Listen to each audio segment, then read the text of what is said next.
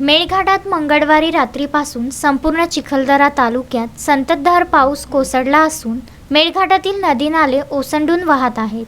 जोरदार पावसामुळे अनेक क्षेत्रात पाऊस गेला असून शेतीचे मोठे नुकसान झाले आहे. याचबरोबर या अगोदरच्या पावसामुळे सुद्धा शेतकऱ्यांचे नुकसान झाले होते.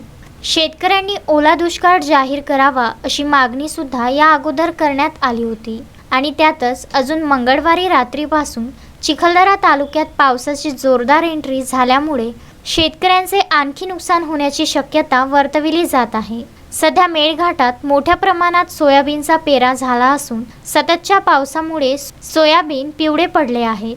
तुरी पूर्णपणे सपाट झाली आहेत, परंतु या पावसामुळे दुर्गम भागातील अनेक शेतात पाऊस घुसला आहे.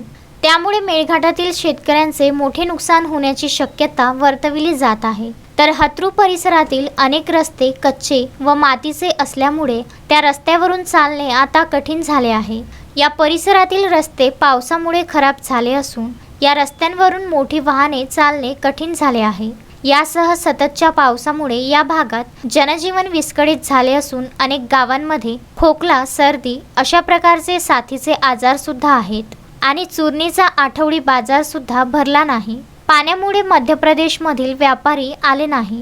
नदीला पूर असल्यामुळे व्यापारी आलेच नाहीत. रक्षाबंधनाच्या बाजाराला फटका बसला आहे आणि दिवसभर पाऊस सुरूच असून यामुळे ग्रामीण भागातील नागरिक सुद्धा घराबाहेर निघालेच नाही. मारुती पाटणकर, विदर्भ न्यूज, चिखलदरा.